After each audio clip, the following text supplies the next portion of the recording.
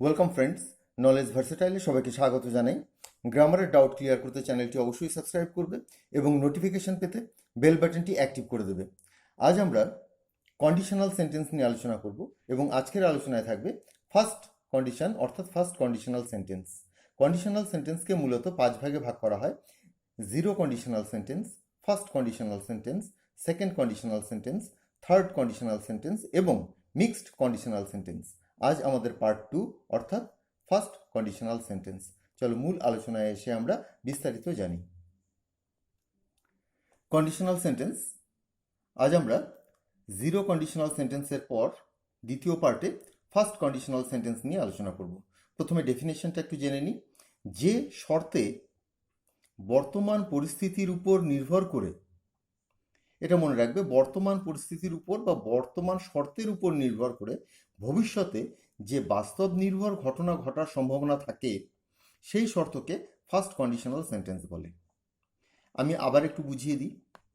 বর্তমান পরিস্থিতির উপর, বর্তমান শর্তের উপর নির্ভর করে ভবিষ্যতে একটা বাস্তব নির্ভর সম্ভাবনার উল্লেখ থাকে, অর্থাৎ ভবিষ্যতে যেটা ঘটবে সেটা ঘটার সম্ভাবনা আছে, সেটাতে কাল্পনিক কিচ্ছু নেই, সেটা বাস্তব নির্ভর।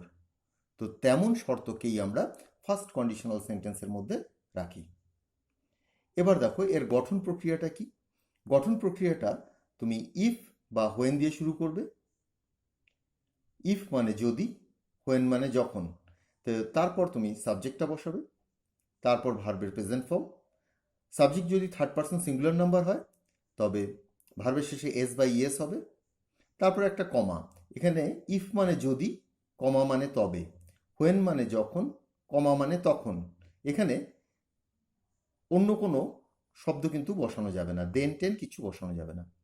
তারপর হচ্ছে প্রিন্সিপাল ক্লজের সাবজেক্ট, তারপর একটা উইল, তারপর ভার্বের প্রেজেন্ট ফর্ম এবং তোমার অবজেক্ট।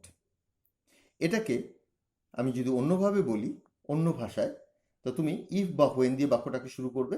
ইফ বা হোয়েন কিন্তু এই কনস্ট্রাকশনটাকে উল্টে মাঝেও বসানো যায়, কোনো অসুবিধে নেই। ইফ বা হোয়েন দিয়ে বাক্যটা শুরু করবে, তারপর তোমার যে টেন্স থাকবে সেটা প্রেজেন্ট ইনডেফিনিট, তারপর একটা কমা, তারপর ফিউচার ইনডেফিনিট।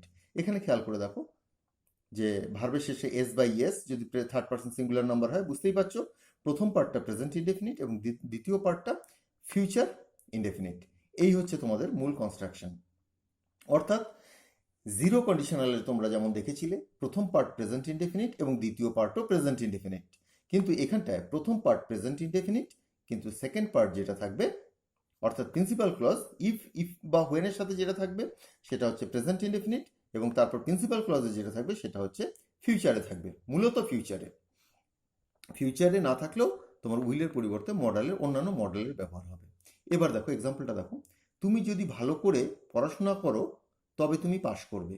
এবার একটা জিনিস দেখো, এখানে শর্তটা হচ্ছে তুমি যদি ভালো করে পড়াশোনা করো, এটা যদি করো তবে তুমি পাশ করবে। এটা একটা কিন্তু উজ্জ্বল সম্ভাবনা রয়েছে এর, অর্থাৎ এটা সম্ভব, বাস্তব নির্ভর। ভালো পড়াশোনা করলে সে পাশ করবে। তো এই ধরনের যে শর্তগুলো রয়েছে, তো সেই শর্তগুলোকেই আমরা ফার্স্ট কন্ডিশনালের মধ্যে রাখি। এখানে কিন্তু যে শর্তগুলো দেওয়া হয় সেগুলো বাস্তব নির্ভর এবং তার প্রবল সম্ভাবনা রয়েছে। If you study well you will pass. If you study well, এই পার্টটা দেখো প্রেজেন্ট ইনডেফিনিটে রয়েছে এবং ইউ উইল পাস এটা হচ্ছে ফিউচার ইনডেফিনিটে রয়েছে। এটাই হচ্ছে তোমাদের ফার্স্ট কন্ডিশনাল সেন্টেন্স। আমি এই যে ডেফিনেশনটা দিয়েছি, এই ডেফিনেশনটা আরেকটু বিস্তারিতভাবে পয়েন্ট টুতে আরও একবার বলছি, সেটাকে একটু দেখে নাও।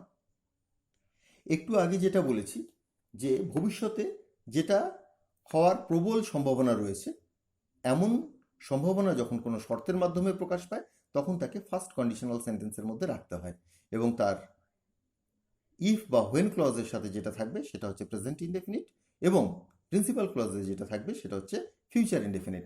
সেটা কি একটু অন্যভাবে বলছি দেখো। সম্ভাব্য ভবিষ্যৎ, অর্থাৎ ভবিষ্যতে যেটা হওয়ার সম্ভাবনা রয়েছে, ভবিষ্যৎবাণী বা পূর্বানুমান, অর্থাৎ ভবিষ্যৎবাণী করা হচ্ছে বা পূর্বেই অনুমান করা হচ্ছে এবং সেটা কিন্তু বাস্তব নির্ভর। প্রতিশ্রুতি, তুমি যদি ভালো করে পড়াশুনো করো আমি তোমাকে একটি গাড়ি দেব, এরকম আর কি।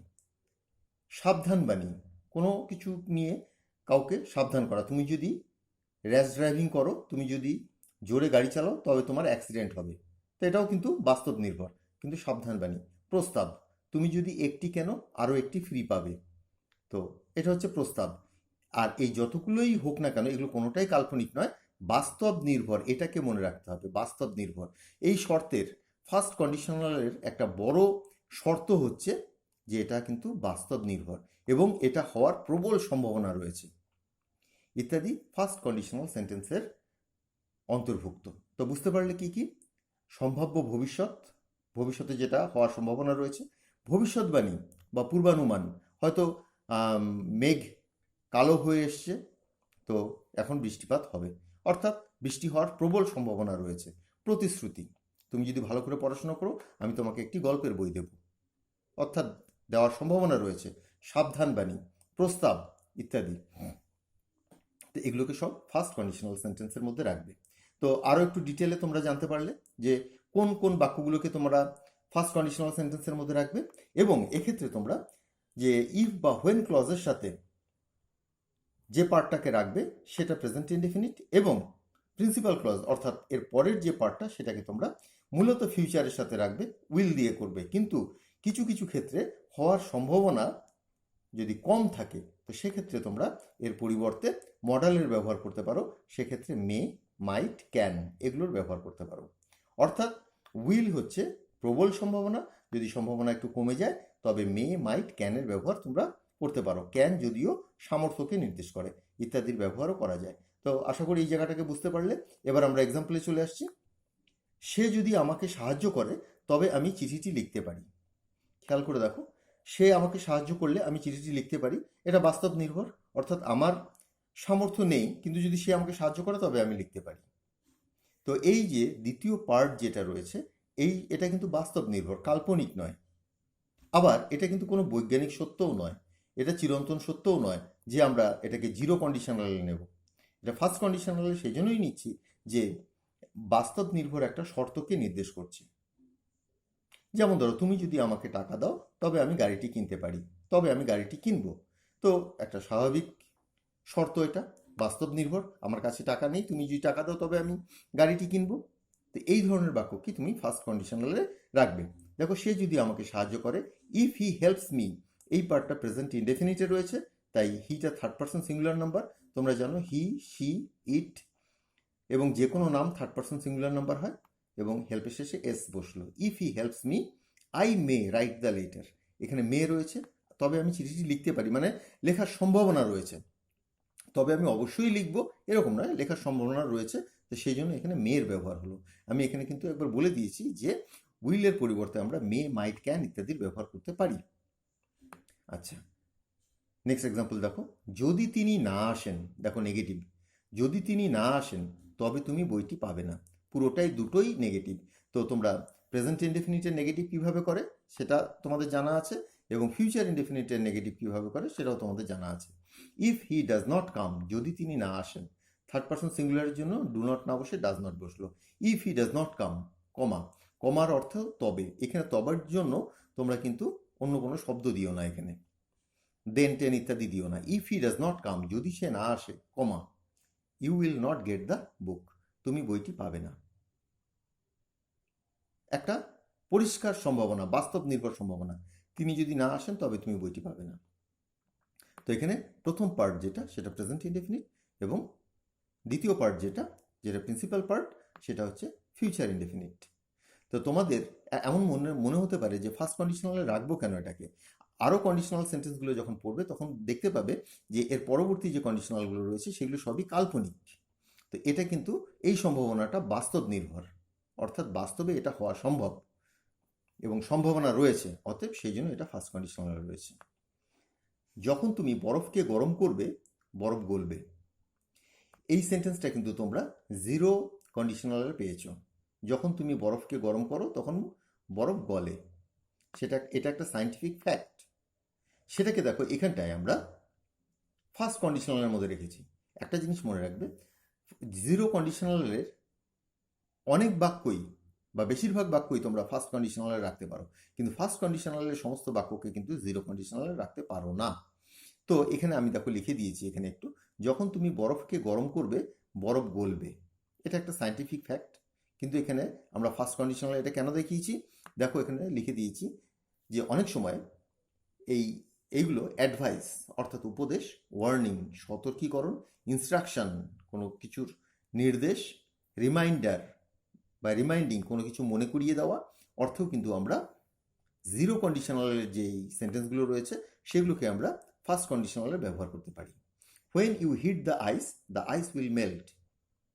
হয়তো কেউ এই বিষয়টা জানে না, তো সে বরফটা নিয়ে হয়তো গরম করতে চাইছে বা বরফটা রোদ্দুরে রাখতে চাইছে, তখন তাকে মনে করিয়ে দেওয়া হচ্ছে, তাকে সতর্ক করে দেওয়া হচ্ছে, তুমি যদি বরফটা গরম করো তবে এটা কিন্তু গলে যাবে। অর্থাৎ সে জানতো না, তাকে সতর্ক করে দেওয়া হলো, ভবিষ্যতে কি হবে সেটা জানিয়ে দেওয়া হলো। সেই অর্থে কিন্তু দেখো এটা জিরো কন্ডিশনালের একটা সেন্টেন্স, এটা কিন্তু ফার্স্ট কন্ডিশনালে ব্যবহার করা গেল। এভাবেই জিরো কন্ডিশনালের সেন্টেন্সগুলোকে ফার্স্ট কন্ডিশনালেও ব্যবহার করা যায়। তখন এর অর্থ কোনো সময় অ্যাডভাইস, কোনো সময় ওয়ার্নিং, কোনো সময় ইনস্ট্রাকশন, কোনো সময় রিমাইন্ডিং, এইভাবে কিন্তু এই অর্থগুলো প্রকাশ করে। অর্থাৎ এখানে সতর্ক করে দেওয়া হলো যে তুমি যদি বরফটাকে গরম করো, বরফটাকে রোদ্দুরে রাখো, বরফটাকে ফ্রিজ থেকে বের করে দাও, তবে এটা গলে যাবে। আর যদি এটাকে জিরো কন্ডিশনালে রাখো তবে দুটোই প্রেজেন্ট ইনডেফিনিটিভ থাকবে।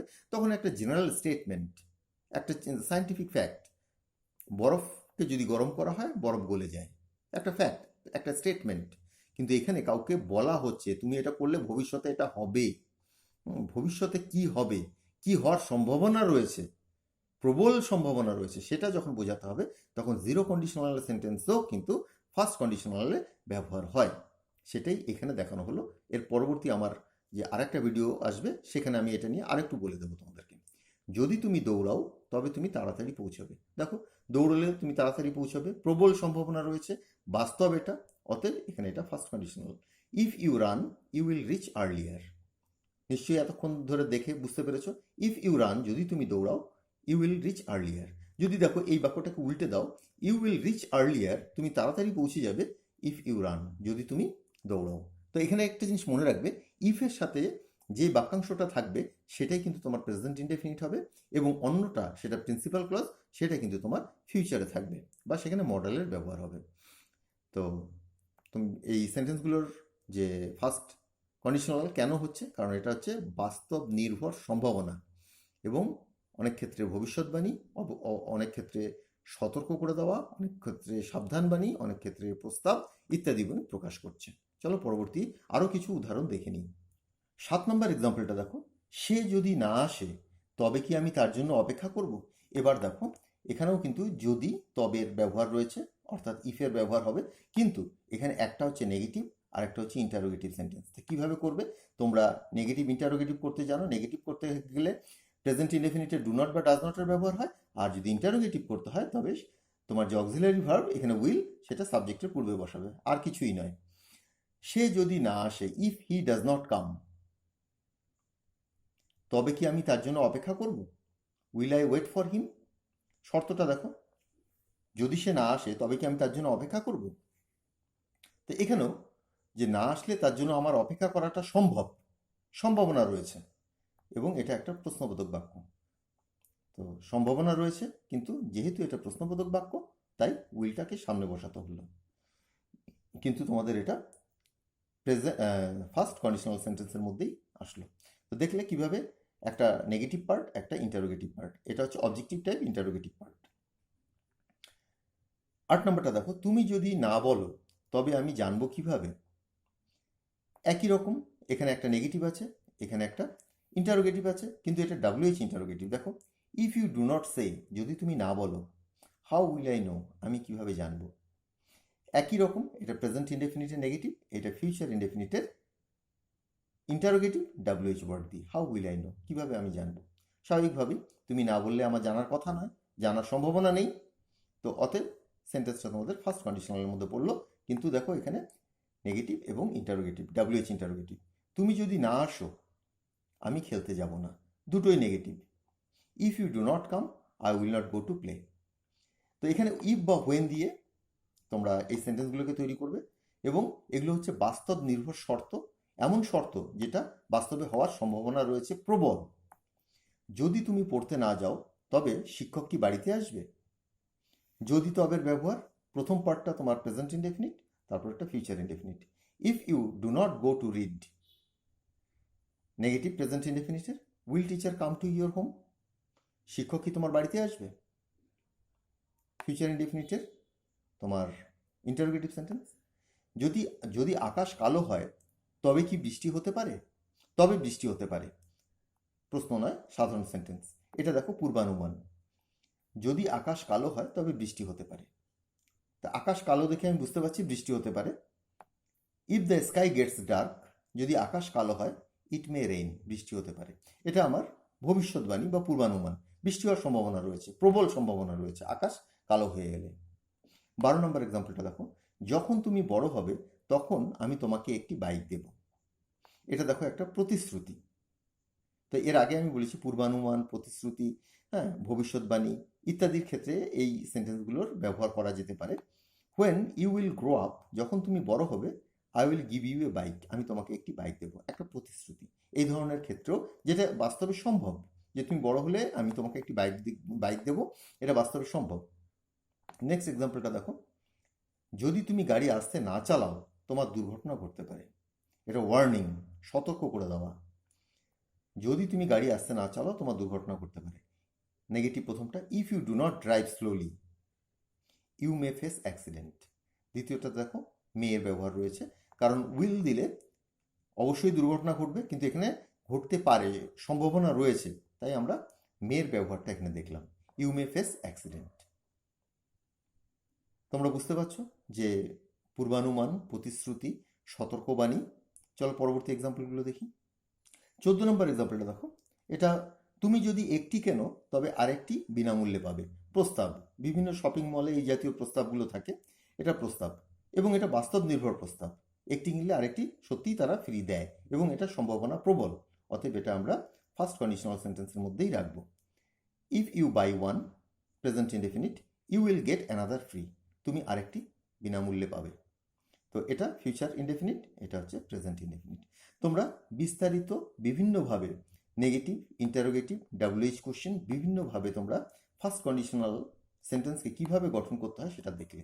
আরও একবার বলে দিই, ফার্স্ট কন্ডিশনাল হচ্ছে এমন শর্ত যেখানটায় যেই শর্ত পূরণ করলে ভবিষ্যতে কোনো কিছু বাস্তব নির্ভর এবং হওয়া সম্ভব, হওয়ার বা ঘটার প্রবল সম্ভাবনা রয়েছে, সেই ধরনের শর্তগুলোকেই আমরা ফার্স্ট কন্ডিশনাল সেন্টেন্সের মধ্যে রাখি। আর জিরো কন্ডিশনাল সেন্টেন্সে এর আগে আমরা যেটা পড়েছি সেখানটায় সাধারণ ঘটনা, যেটা সবসময় ঘটে, যেটা সবার জানা আছে যে একটা ঘটলে আরেকটা ঘটবেই, এবং সায়েন্টিফিক ফ্যাক্ট, জেনারেল ট্রুথ, এগুলো সেখানটায় নির্দেশ করে। সেখানে কিন্তু দুটো বাক্যই, শর্তের দুটো বাক্যই প্রেজেন্ট ইনডেফিনিট টেন্সে থাকে। আজকের আলোচনাটা এখানেই শেষ করছি। পরবর্তী আলোচনায় আবার যোগ দেব। আমার পূর্ববর্তী যে ভিডিওর যে লিঙ্ক সেগুলো তোমরা নিজে ডেসক্রিপশনে পেয়ে যাবে, সেখান থেকে দেখে নিও। সকলে ভালো থেকো, বাই।